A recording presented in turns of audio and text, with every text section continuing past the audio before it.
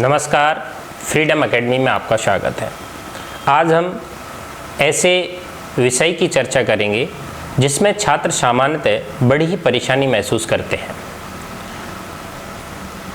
राज्य स्तरीय शिक्षक भर्ती परीक्षा, चाहे वो मध्य प्रदेश शिक्षक भर्ती परीक्षा हो, चाहे वो रीट हो, चाहे वो यूपी टेट हो या फिर हरियाणा टेट हो, भिन्न भिन्न प्रदेशों में आयोजित होने वाली शिक्षक भर्ती परीक्षाओं में छात्रों के लिए एक बड़ा चुनौतीपूर्ण विषय होता है, वो है शिक्षण शास्त्र। शिक्षण शास्त्र की बुनियादी जानकारी के साथ साथ हम गणित शिक्षण की चर्चा भी करेंगे। आज का लेक्चर हमारा शिक्षण के परिचय पर, शिक्षण के उद्देश्य पर और शिक्षण की प्रकृति पर आधारित होगा। अर्थात आज के लेक्चर में हमें 3 मुख्य पहलुओं की चर्चा करनी है, जिसमें हम शिक्षण क्या है ये समझेंगे, शिक्षण के उद्देश्य क्या हैं इनकी चर्चा करेंगे और शिक्षण की प्रकृति क्या है इसकी चर्चा करेंगे। तो सबसे पहले हमें शिक्षण क्या है ये समझना चाहिए। अगर मैं आपसे कहूँ मनुष्य समाज में निवास करता है, अर्थात हम सभी जानते हैं कि मनुष्य एक सामाजिक प्राणी है और सामाजिक प्राणी होने के कारण मनुष्य समाज में बनाए गए मापदंडों के अनुसार, बनाई गई रीतियों के अनुसार, बनाए गए रिवाजों के अनुसार, बनाई गई संस्कृति के अनुसार चीज़ों को सीखता है। अर्थात आप कह सकते हैं कि मनुष्य एक सामाजिक प्राणी है और मनुष्य समाज से सीखता है। सामान्यतः सीखने के 2 पहलू हैं, जिसमें औपचारिक शिक्षा और अनौपचारिक शिक्षा 2 मुख्य बिंदु सम्मिलित किए जाएंगे। अगर मैं आपसे कहूं कि भाई मनुष्य एक सामाजिक प्राणी है और समाज से सीखता है, तो ये बिल्कुल भी गलत नहीं होगा। सबसे पहले हम ये समझें कि मनुष्य में और पशु में अंतर क्या है। तो आप कहेंगे कि मनुष्य अपनी संस्कृति से और चारों ओर के वातावरण के अनुसार स्वयं को ढालता है, अर्थात स्वयं को समायोजित करता है और समायोजित करने के साथ अपने आप को नई नई चीज़ों को सीखने के लिए तत्पर करता है। लेकिन ये प्रकृति पशुओं के अंदर नहीं पाई जाती। वहीं पर यदि मैं आपसे कहूँ कि मनुष्य के सीखने की जो प्रक्रिया है, तो आप कहेंगे कि सबसे पहले मनुष्य अपनी माँ से सीखता है, उसके बाद वो परिवार के सदस्यों से सीखता है और परिवार के सदस्यों के बाद वो समाज से सीखता है। तो अगर मैं आपसे कहूँ कि भाई अनौपचारिक शिक्षा का सीखने का जो क्रम है, तो सबसे पहले मनुष्य अपनी माँ से सीखेगा, परिवार के सदस्यों से सीखता है और उसके बाद वो समाज से सीखता है। लेकिन यदि हम औपचारिक शिक्षा की बात करें, तो औपचारिक शिक्षा केवल और केवल शैक्षिक संस्थानों से ही प्राप्त की जानी संभव है, जिसमें आपका विद्यालय हो सकता है, आपका कॉलेज हो सकता है, आपका कोचिंग संस्थान हो सकता है। यानी जो भी शैक्षणिक संस्थान हैं वही औपचारिक शिक्षण को प्रदान करने का कार्य करते हैं। तो हम कह सकते हैं कि औपचारिक शिक्षा के क्षेत्र में शिक्षक की बड़ी भूमिका है और शिक्षण प्रक्रिया इस भूमिका को निर्वहन करने का एक रास्ता है। तो आप कहेंगे कि भाई जब हम शिक्षण प्रक्रिया की बात करते हैं, तो शिक्षण प्रक्रिया एक ऐसा रास्ता है जो औपचारिक शिक्षा को सिखाने के लिए शिक्षक उपयोग करता है। सबसे पहले हम शिक्षण शब्द का वास्तविक अर्थ क्या है ये समझने का प्रयास करेंगे। जैसा हम सभी ने पढ़ा है, शिक्षण की दोहरी प्रकृति होती है। सभी जानते हैं शिक्षण को हम दोहरी प्रकृति के रूप में पढ़ते हैं, जिसमें से एक प्रकृति शिक्षण कला के रूप में और दूसरी प्रकृति शिक्षण विज्ञान के रूप में है। कई सारे लोगों के मन में ये विचार आता होगा कि शिक्षण कला के रूप में कैसे उपयोग किया जाता है और शिक्षण विज्ञान के रूप में कैसे उपयोग किया जाता है। देखिए, हम यहाँ पर शिक्षण प्रक्रिया को वास्तविक जीवन से जोड़ने का प्रयास करेंगे। यदि शिक्षण प्रक्रिया को आप अपने वास्तविक जीवन से जोड़ते हुए पढ़ने का प्रयास करेंगे तो शिक्षण एक बड़ा ही आसान विषय है, जिसमें हम सभी अवधारणाओं को, सभी सिद्धांतों को, सभी शिक्षाविद के द्वारा दिए गए विचारों को आसानी से समझ सकते हैं। शिक्षण की दोहरी प्रकृति, शिक्षण एक विज्ञान के रूप में, शिक्षण एक कला के रूप में हमें पढ़नी है। अब अगर मैं आपसे कहूं, क्या शिक्षक सभी छात्रों को समान तरीके से पढ़ा सकता है, तो आपका उत्तर होगा नहीं। यदि हम एक शिक्षक की बात करें और एक शिक्षक भिन्न भिन्न प्रकार के छात्रों को शिक्षण प्रक्रिया में सम्मिलित करना चाहता है, तो उस शिक्षक का ये दायित्व बनता है कि अलग अलग छात्रों के योग्यता के अनुसार, अलग अलग छात्र वर्ग के अनुसार शिक्षण प्रक्रियाओं का, शिक्षण विधियों का उपयोग करें। जब भी शिक्षण प्रक्रिया संपादित होती है, जब भी शिक्षण प्रक्रिया संपन्न होती है, तो शिक्षण प्रक्रिया को संपन्न करने के लिए शिक्षण प्रक्रिया को एक निश्चित चरणों में संपन्न कराया जाता है। तो हम कहेंगे कि शिक्षण प्रक्रिया जो है वो एक क्रमिक चरणों के माध्यम से संपन्न होती है। कई सारे लोग कहते हैं कि शिक्षण व्यवसाय बड़ा सरल है, लेकिन मैं आपको बताना चाहूँगा अन्य व्यवसायों की तुलना में शिक्षण व्यवसाय बहुत जटिल है।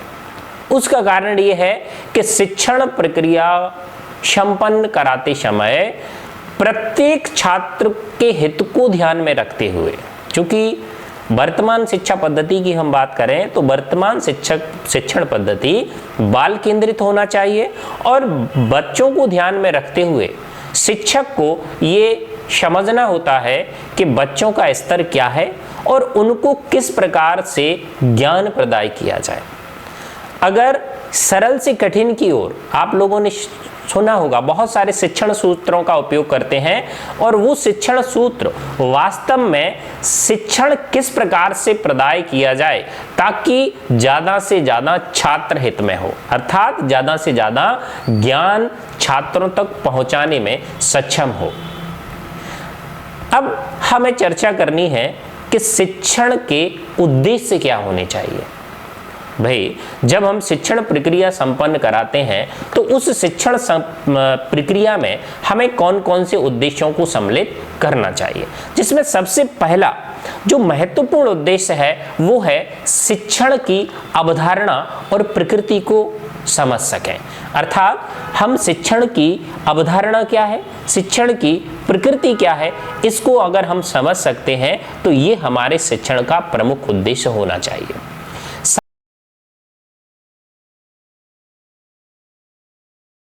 साथ में शिक्षण व्यवसाय से जुड़ी हुई नैतिकता की जांच करना, अर्थात जब भी शिक्षण प्रक्रिया संपन्न कराई जाए तो वहां पर नैतिकता को सम्मिलित करना अत्यंत आवश्यक है। इस व्यवसाय में, शिक्षण व्यवसाय के साथ में नैतिकता जुड़ा हुआ होना अत्यंत आवश्यक है। अगर मैं आपसे कहूं, शिक्षण के विभिन्न चरणों में बहुत सारे आलोचनात्मक विश्लेषण करने की भी आवश्यकता होती है। अगर हम अगले महत्वपूर्ण बिंदु की बात करें तो आप कहेंगे शिक्षण के विभिन्न आदर्श और सूत्रों की भी हमें चर्चा करनी होती है। यदि हम शिक्षण के विभिन्न सूत्रों की चर्चा नहीं करेंगे तो वास्तव में शिक्षण प्रक्रिया प्रभावी नहीं होगी। शिक्षार्थियों के जीवन में शिक्षक की भूमिका क्या है, ये भी हम शिक्षण प्रक्रिया के माध्यम से ही समझ सकते हैं। आप सभी जानते हैं शिक्षण एक ऐसी प्रक्रिया है जिसमें शिक्षक अपनी संप्रेषणीय कुशलता के साथ अपने ज्ञान को छात्रों तक पहुंचाता है।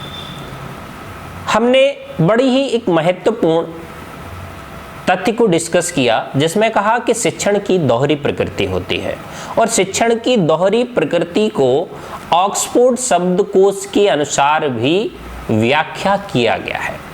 अगर मैं आपसे कहूं कि ऑक्सफोर्ड शब्दकोश में शिक्षण का अर्थ क्या है तो वहां पर आप पाएंगे ज्ञान या कौशल प्रदान करना, अनुदेश या उपदेश देना, प्रभावित और प्रेरित करना। एक बार फिर से सुने, ऑक्सफोर्ड शब्दकोश के अनुसार शिक्षण का अर्थ है ज्ञान या कौशल प्रदान करना, अनुदेश या उपदेश देना, प्रभावित और प्रेरित करना। अब इसका हमें अर्थ समझना है कि भाई वास्तव में ये ऑक्सफोर्ड शब्दकोश के अनुसार शिक्षण की क्या व्याख्या करना चाहते हैं।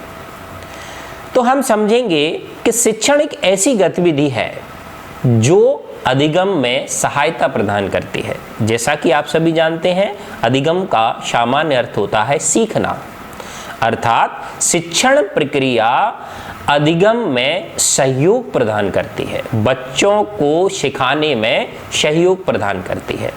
और शिक्षक यहाँ पर एक सहायक होता है जो छात्रों को शैक्षिक आवश्यकताओं के अनुसार समाज की उन्नति को ध्यान में रखते हुए सकारात्मक भूमिका का निर्वहन करता है। अर्थात आपको समझ में आना चाहिए कि शिक्षक छात्रों को इस प्रकार से सहायक के रूप में कार्य करता है कि छात्रों का समाज हित में निर्माण कर सके। आप कह सकते हैं शिक्षक के कंधों पर बड़ा ही महत्वपूर्ण दायित्व होता है, और वो दायित्व होता है हमारे आदर्श समाज के निर्माण का। यदि शिक्षक नैतिकता को और समाज से जुड़े हुए पहलुओं को औपचारिक शिक्षा के साथ सम्मिलित नहीं करेगा तो हमारे एक अच्छे समाज का निर्माण संभव नहीं है। तो किसी भी शिक्षक की ये अहम भूमिका होती है कि अच्छे समाज का निर्माण कैसे किया जाए। शिक्षक के अंदर बहुत सारे गुण होते हैं। आप कह सकते हैं शिक्षक विविधता से भरे हुए ज्ञान का भंडार होता है। शिक्षक के अंदर बहुत सारे गुण विद्यमान होते हैं। इन्हीं कारणों से कई छात्र शिक्षक को अपना आदर्श मानते हैं, कई छात्र शिक्षक को अपना मार्गदर्शक मानते हैं, कई छात्र शिक्षक को अपना पर्यवेक्षक मानते हैं और कई छात्र शिक्षक को अपना निर्देशक मानते हैं। यदि हम शिक्षक की बात करें तो शिक्षक हमारे समाज के लिए भिन्न भिन्न रूपों में कार्य करता है। और यहाँ पर आप देखते हैं कि किसी भी व्यक्ति के जीवन का वास्तव में जो विकास होता है वो शिक्षक के द्वारा ही होता है। सामान्यतः किसी व्यक्ति का जो विकास है वो इन मुख्य 4 आयामों के अनुसार होता है। पहला होता है शारीरिक विकास, दूसरा होता है मानसिक विकास, तीसरा होता है भावनात्मक विकास और चौथा होता है सामाजिक विकास और अगला होता है आपका नैतिक विकास। चाहे शारीरिक विकास हो, चाहे मानसिक विकास हो, चाहे भावनात्मक विकास हो और चाहे सामाजिक विकास हो और चाहे नैतिक विकास हो, प्रत्येक विकास के लिए शिक्षक का शिक्षण अत्यंत उपयोगी है। अर्थात शिक्षक के शिक्षण द्वारा ही व्यक्ति के अंदर मानसिक, भावनात्मक, सामाजिक और नैतिक विकास संभव हो पाता है। यहाँ पर शिक्षण प्रक्रिया के द्वारा व्यक्ति के अंदर होने वाले परिवर्तन को हमने समझा, शिक्षण शब्द का अर्थ समझा, हमने शिक्षण को दोहरी प्रकृति के रूप में सम्मिलित किया है, जिसमें हम इस व्याख्यान में केवल एक प्रकृति की चर्चा करेंगे, शिक्षण कला के रूप में। अगली प्रकृति हम अगले लेक्चर में, जो कि शिक्षण भाग 2 होगा, वहाँ पर चर्चा करेंगे। अगर मैं आपसे कहूँ कि भाई शिक्षण को कला के रूप में किस प्रकार से उपयोग किया जाता है, तो ये इलियट टिस्नर ने अपनी एक पुस्तक थी एजुकेशनल इमेजिनेशन, इलियट टिस्नर ने अपनी पुस्तक एजुकेशनल इमेजिनेशन में 1985 में शिक्षण को कला के रूप में मान्यता प्रदान करने के लिए 4 महत्वपूर्ण बिंदु प्रस्तुत किए, जिसमें से जो पहला महत्वपूर्ण बिंदु था वो ये है, शिक्षण को इतनी कुशलता और सुंदर ढंग से निष्पादित किया जा सकता है कि शिक्षक और शिक्षार्थी दोनों ही इस संपूर्ण प्रक्रिया को बड़े ही सौंदर्य बोध के साथ अनुभव कर सकते हैं। अर्थात आप समझ सकते हैं इलियट स्नर का जो पहला बिंदु है वो इस बात को निष्पादित करता है, इस बात की व्याख्या करता है कि शिक्षण एक ऐसी प्रक्रिया है जिसमें कुशलता और सुंदर ढंग से शिक्षक और शिक्षार्थी सौंदर्य अनुभव करते हैं। दूसरा महत्वपूर्ण बिंदु जो इलियट स्नर ने प्रस्तुत किया वो है शिक्षक की गतिविधियां गतिशील हैं। अर्थात इस बिंदु का हमें अर्थ समझना है कि शिक्षक की गतिविधियां गतिशील किस प्रकार से होती हैं। शिक्षक को प्रत्येक छात्र वर्ग के अनुसार अपनी गतिविधियों में परिवर्तन करना होता है। जैसे जैसे छात्र होंगे, जैसे जैसे छात्रों की योग्यता होगी, उस योग्यता के अनुसार शिक्षक को अपनी गतिविधियों में परिवर्तन करना पड़ेगा। जैसे जैसे आकस्मिक छात्रों के अंदर वैचारिक परिवर्तन होते हैं, जैसे जैसे स्थितियां परिवर्तन होती है, वैसे वैसे शिक्षक भी अपनी गतिविधियों को गतिशील बना देता है। अगला जो महत्वपूर्ण बिंदु है इलियट स्नर का वो ये है, अच्छे सौंदर्य भाव वाले शिक्षक सामान्यतः उसे अपनी शिक्षण प्रक्रिया में शामिल करते हैं, चाहे कोई भी विषय पढ़ाया जाए। अगर मैं आपसे कहूं शिक्षक का जो भाव है बड़ा ही सौंदर्य प्रवृत्ति से परिपूर्ण होना चाहिए। जिन शिक्षकों के मनोभाव सुंदर नहीं होते, अर्थात जिन शिक्षकों की भावनाएं अच्छी नहीं होती, वो शिक्षक शिक्षण प्रक्रिया में एक अच्छे शिक्षक की भूमिका नहीं निभा सकते। भले ही शिक्षक किसी भी विषय का शिक्षक हो, लेकिन उसके अंदर छात्रों के प्रति अच्छे भाव सम्मिलित होने चाहिए। और यहाँ पर अंतिम जो बिंदु, चौथा बिंदु इलियट स्नर ने प्रस्तुत किया, उसमें कहा कि शिक्षण का अंत पूर्व निर्धारित नहीं होता, यह प्रायः प्रक्रिया द्वारा सृजित होता है। अर्थात शिक्षण का अंत पहले से निर्धारित नहीं होने का मतलब यह है कि जब शिक्षण प्रक्रिया संपन्न हो रही होती है उस दौरान हम ये नहीं कह सकते कि कौन सा शिक्षण का विषय वस्तु है जिसको एक निश्चित समय में पूर्ण कर दिया जाए। यह प्रायः प्रक्रिया के दौरान सृजित होता है कि वहाँ पर हमें कितना समय वहाँ पर खर्च करना है।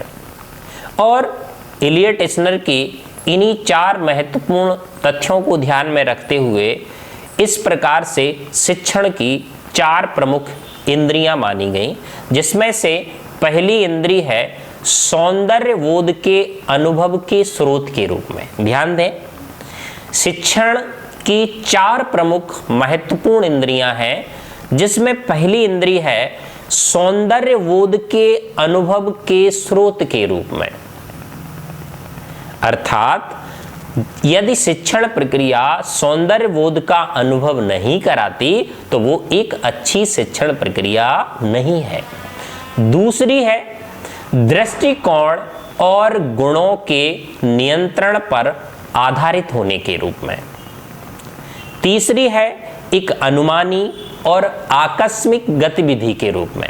अर्थात जब शिक्षण प्रक्रिया चल रही होती है तो उस समय आकस्मिक गतिविधि का हमें उपयोग करना होता है। और अंतिम जो इंद्रिय है वो है अप्रत्याशित परिणामों को खोजने के रूप में। यानी कुछ परिणाम ऐसे होते हैं जिनको हम पहले से नहीं जानते, तो वो आपके अप्रत्याशित परिणाम कहलाते हैं। देखिए, शिक्षण को हमने आज के व्याख्यान में कला के रूप में समझने का प्रयास किया है। तो आप यहां पर समझने का प्रयास करें कि यदि शिक्षण एक कला है तो इसका मतलब यह हुआ शिक्षक एक कलाकार है।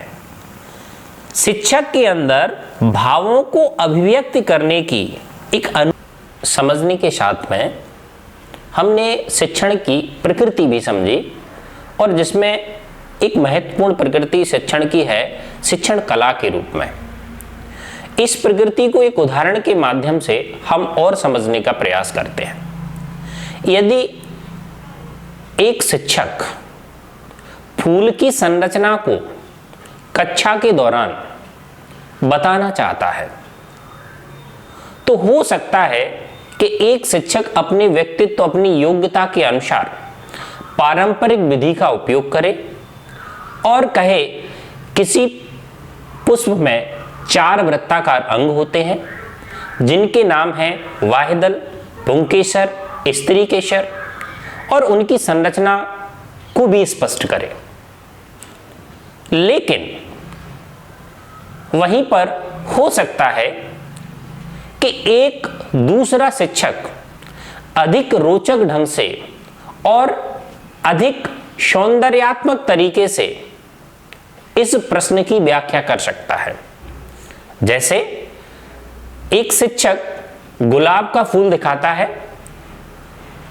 जब छात्रों के सामने गुलाब का फूल आता है तो उस फूल की सुंदरता छात्रों का ध्यान आकर्षित करती है और पुष्प के दृश्य सुंदरता के कारण प्रत्येक छात्र का कक्षा के दौरान ध्यान केंद्रित हो जाता है और शिक्षक उस पुष्प के प्रत्येक भाग को दिखाकर छात्रों के सामने व्याख्या करता है। तो ये व्याख्या का एक सौंदर्य तरीका है जिसके कारण छात्र आसानी से चीजों को समझ सकता है। जब भी शिक्षण प्रक्रिया के दौरान गतिशीलता सम्मिलित होती है तो वहां पर छात्रों को विषय वस्तु को समझना आसान होता है, जबकि पारंपरिक ढंग से जब भी शिक्षण प्रक्रिया संपन्न कराई जाती है, अर्थात हम कहें कि जब किताबी भाषा का या किताबी शैली का उपयोग किया जाता है तो वो छात्रों को समझना कठिन होता है। यहां पर हमें इस तथ्य को और बल देते हुए कुछ चीजों को और समझना है, क्योंकि कहा गया है शिक्षण कला है। तो शिक्षण जब कला है तो किसी कला को संपन्न करने के लिए कलाकार की आवश्यकता होगी। तो आप कहेंगे कि शिक्षक एक कलाकार है। शिक्षक की भाव अभिव्यक्ति शिक्षण प्रक्रिया को अधिक से अधिक प्रभावशाली बना सकती है।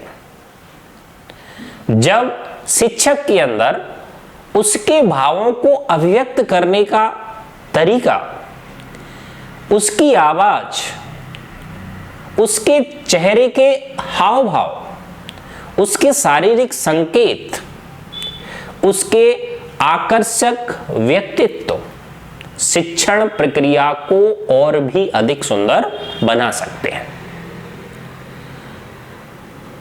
अगर मैं आपसे कहूं शिक्षक अगर कला में श्रेष्ठ है तो वो शिक्षण प्रक्रिया के लिए एक अच्छा कलाकार है। इस बात की हम पुष्टि कैसे कर सकते हैं? यदि शिक्षक पारंपरिक तरीके से शिक्षण करने के स्थान पर अपनी विशेषताओं का उपयोग कक्षा के दौरान सम्मिलित करता है और छात्रों को सकारात्मकता की ओर ले जाता है, आपने सामान्यतः देखा होगा छात्रों को यदि हम रटने पर बल दें तो छात्रों के अंदर पढ़ाई के प्रति क्रियाशीलता में कमी प्रतीत होती है। क्योंकि शिक्षण लचीलापन होता है। शिक्षण में लचीलेपन होने का आशय क्या है? शिक्षक और शिक्षार्थी दोनों ही अभिव्यक्ति के दौरान स्वतंत्र होते हैं, अर्थात शिक्षक भी अपनी बात को रख सकता है और छात्र भी अपनी बात को रख सकता है। यदि हम कहें शिक्षक क्या व्यक्तित्व ऐसा रखता है जो अधिक से अधिक छात्रों के संपर्क में आने से उसके अंदर उन सभी छात्रों की भावनाओं को समझने का विकास हो। यदि हम शिक्षण प्रक्रिया में कला की बात कर रहे हैं तो इस शिक्षण प्रक्रिया को कला के रूप में एक बड़े ही एक सटीक उदाहरण से और समझ सकते हैं। क्योंकि हम यहां दो तरीके की बात कर रहे हैं, एक पारंपरिक विधि और एक गतिशील विधि। यदि एक व्यक्ति पारंपरिक विधि से शिक्षण करता है और उसमें इतिहास विषय को चुनता है तो आप कहेंगे इतिहास विषय अत्यंत कठिन है। लेकिन यदि वहीं पर वही शिक्षक उस इतिहास को कहानी के रूप में यदि आपके सामने प्रस्तुत कर दे तो शायद इतिहास विषय सबसे आसान होगा। मैं अपने वास्तविक जीवन की एक घटना बताता हूं। बचपन में जब इतिहास विषय हम पढ़ा करते थे तो प्रारंभ में हमें एक शिक्षक पढ़ाने आए तो सामान्य उनका जो तरीका था इतिहास को पढ़ाने का, वो घटनाएं लिखाते गए और वहां पर कौन सी घटना कब घटित हुई, इस प्रकार से घटित होने वाली सभी तिथियां, महत्वपूर्ण तथ्य हमें नोट कराए गए। लेकिन ये शिक्षण की एक पारंपरिक विधि थी और इस विधि से हम सभी कक्षा में पढ़ने वाले छात्रों को इतिहास विषय बहुत कठिन लगने लगा और इतिहास से हमारी रुचि भी कम होने लगी। वहीं पर कुछ समय बाद हमारे कक्षा में शिक्षक बदले गए और वहां पर डॉक्टर यूएस गुर्जर जी हमें पढ़ाने आए। तो उनकी जो भाव अभिव्यक्त करने की जो कला थी, इतिहास को कहानी के रूप में प्रस्तुत करने की जो कला थी, उनके भावों को अभिव्यक्त करने की जो कला थी, वो हमें इस प्रकार से दिखाती थी, हमें ऐसा प्रतीत होता था कि जो पूर्व में घटनाएं घटित हुई हैं उसका सजीव चित्रण हमारे सामने हो रहा है।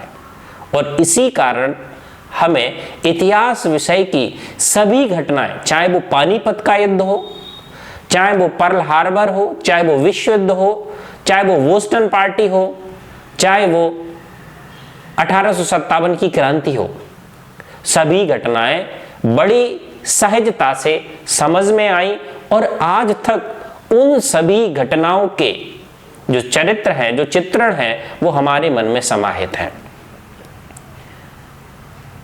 तो आज की कक्षा का जो मुख्य उद्देश्य था वो ये था, शिक्षण शब्द को समझा जाए, शिक्षण के उद्देश्य को समझा जाए और शिक्षण की प्रकृति को समझा जाए। तो शिक्षण की जो दोहरी प्रकृति है, जिसमें शिक्षण कला के रूप में और शिक्षण विज्ञान के रूप में, जिसमें से हमने आज की कक्षा में शिक्षण कला के रूप में किस प्रकार से कार्य करता है, इस अवधारणा को समझा। अगले लेक्चर में हम शिक्षण विज्ञान के रूप में किस प्रकार कार्य करता है, इस अवधारणा को समझेंगे। उम्मीद है दिए गए उदाहरणों के माध्यम से और उपयोग की गई सरल, सहज, व्यवहारिक भाषा के आधार पर आप सभी को शिक्षण का प्रथम व्याख्यान समझ में आया होगा।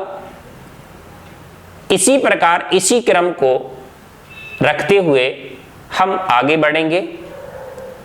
जो भी आपकी परेशानियां हैं, यदि आपको समझने में कुछ दिक्कत होती है तो आप कमेंट बॉक्स में कमेंट करें। Thank you.